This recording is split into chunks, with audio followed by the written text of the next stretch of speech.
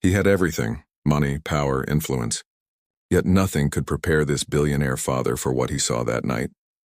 Across the dimly lit room, a young black waitress bent down to take the hand of his disabled son and did something no one else ever had. It was simple. It was kind. And it exposed a truth he had ignored his entire life. What happened in the next few minutes wouldn't just change his son's world. It would shatter everything he thought he knew about dignity, prejudice, and humanity. Thomas Caldwell wasn't used to being overlooked. At 53, he was the kind of man whose name opened doors, whose bank account could solve almost any problem, except the one that mattered most. His son, Daniel, had been born with cerebral palsy. And though Thomas poured millions into treatments, nothing erased the quiet loneliness in his boy's eyes. That Saturday night, he reluctantly agreed to take Daniel to a charity gala at one of the city's oldest hotels, a place dripping with chandeliers, polished marble, and whispers of old money. Thomas expected another night of stiff smiles and polite small talk. What he didn't expect was the undercurrent of tension that seemed to follow them the moment they walked in. Eyes lingered a little too long. Conversations paused. And somewhere across the ballroom, a young waitress in a crisp white shirt was watching them, her gaze steady, her expression unreadable. Thomas had no idea that their paths would collide before the night was over. And nothing in his life would ever be the same. From the moment they entered the ballroom, Thomas noticed it, the subtle shift in the air. A few guests offered polite nods, but their eyes darted quickly to Daniel's wheelchair and then away. The waitress carrying a tray of champagne flutes was young, in her early 20s, with skin the color of warm bronze and her hair pulled neatly into a bun. She moved with practiced precision, but Thomas caught the faintest flicker of hesitation each time she approached a table. As the evening unfolded, Daniel sat quietly by his father's side. The music swelled, a slow classic waltz, and couples began filling the dance floor. Thomas knew these moments were always the hardest for his son. Daniel's hands twitched involuntarily, his body rigid from years of muscle tightness, but his eyes followed the dancers with longing. It was a look Thomas had seen since Daniel was a boy watching other kids run at the park. Then it happened. The waitress appeared beside Daniel, kneeling so her eyes met his. She said something Thomas couldn't hear over the music, but her smile was warm and unguarded. Setting down her tray, she gently took Daniel's hand. Every head at their table turned. A few chuckled softly, condescending, as though they were watching a novelty. Thomas felt his chest tighten. They made their way to the dance floor, Daniel's wheelchair rolling across the polished wood. At first, people stared openly. Some even whispered, their eyes shifting between the young black woman and the disabled boy she was guiding into the center of the room. The band hesitated for half a beat, then kept playing.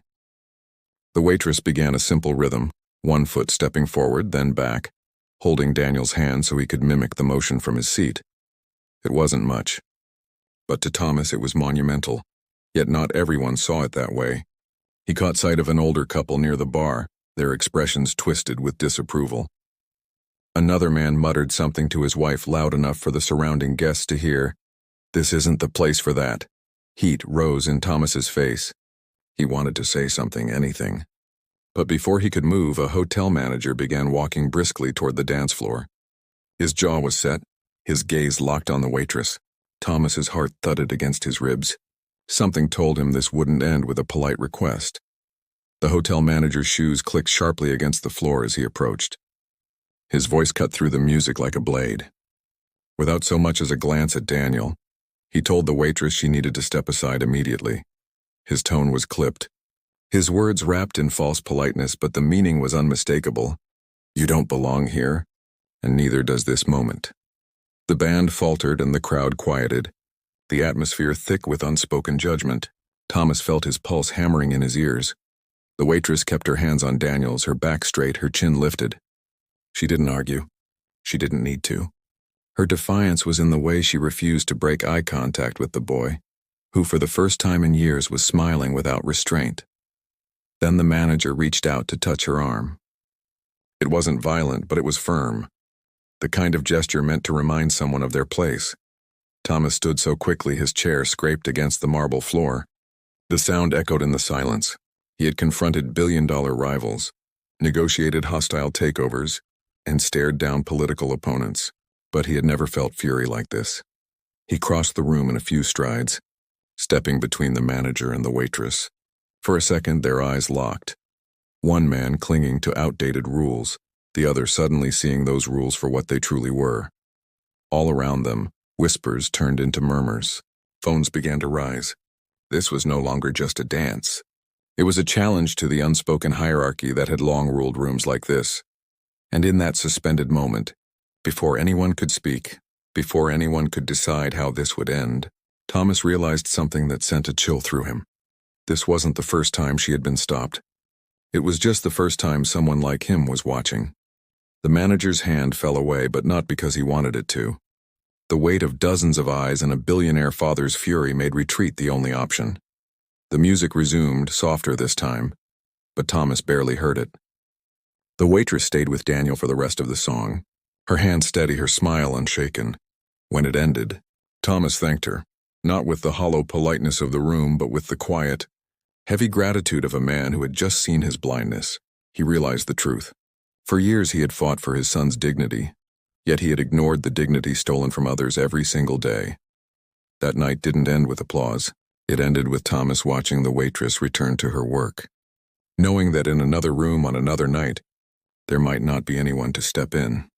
It was a victory for his son, but for her it was just another reminder of the unspoken rules she had to navigate to survive. In the days that followed, Thomas found himself replaying the moment over and over. He began asking questions he'd never dared to before, about who got to belong in spaces like that and who was quietly pushed out.